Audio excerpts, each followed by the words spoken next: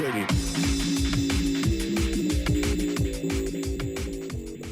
known Flux for a while, just through friends of friends.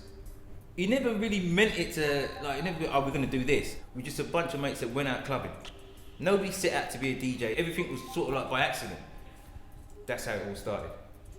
My first encounter with MC Flux was probably me dancing away in a dark club somewhere and the voice of Flux coming through the speaker, probably hosting for the likes of GROOVERIDER or Fabio at the time. Flux was one of the innovators of the game because it used to be a firm of them, which was GROOVERIDER, you know, Fabio, Inta Natty crew, which go back, which was a healthy firm.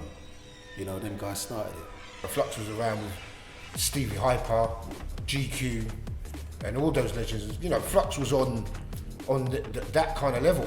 It's Flux's problems and him being in and out the game that stopped him from really elevating himself to the higher echelons of MCing.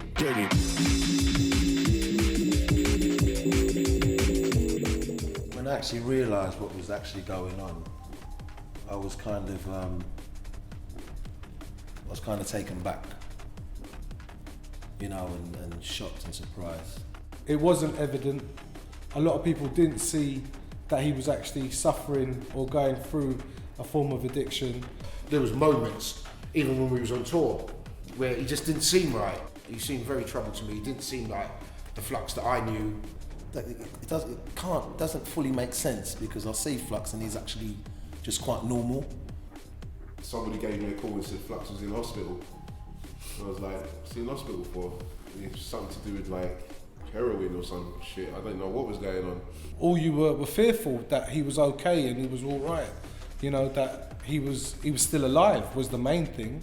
The first 3-4 years of knowing him, I didn't know anything about what was going on with all this, you know, kind of double life that he had.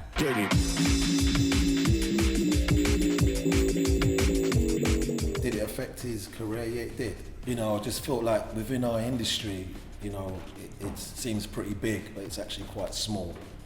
You know, and then word actually got around, you know, about, you know, Flux had a problem and whatever. And it was kind of like, people turn around and saying, oh my God, you know what I mean? He was doing that. When you mention heroin, people are going to start stepping back away from you because they will believe, like I did at the time, it's the lowest drug of all. Only mad people do that. That's a stereotype of somebody taking heroin, which is not exactly so, because the person next to you could be taking heroin and you'd never know. Like Flux was the person next to me and I didn't know. Yeah. His time after that, trying to rehabilitate himself, took a long time. More than 30 Crystal Palace fans intent on a major unprovoked attack. The victims, innocent commuters unable to escape. My first reactions was when I heard Flux has gone to prison for what he went to prison for.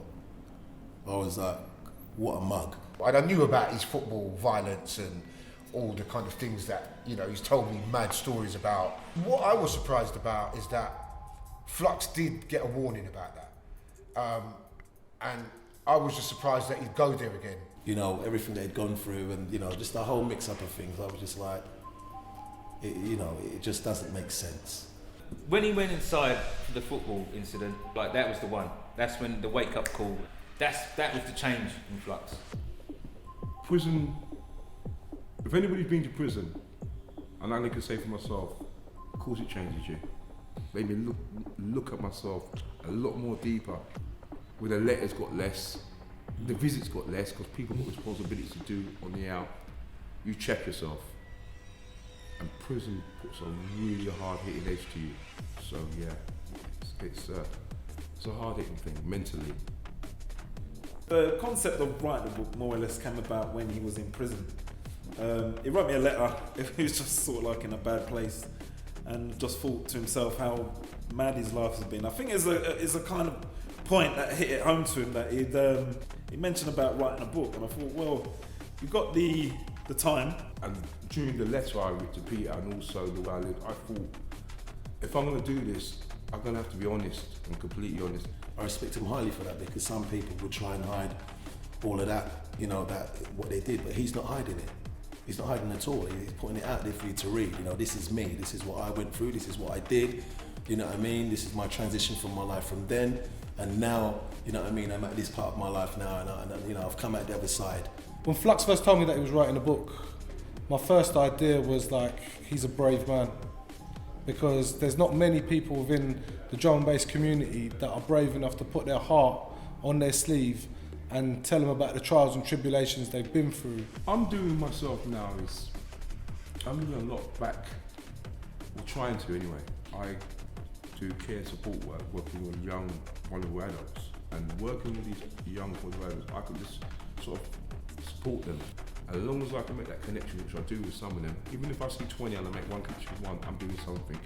And that's what I do, and it's the only thing I do what gives me something back, thinking, yeah, I'm doing something now, I'm doing something that matters. When I heard about, obviously, what he'd been through, I was shocked, because the type of guy he is now is, I couldn't even imagine him doing that sort of thing, you know? What Flux has done to himself now is sort of amazing, to be honest with you.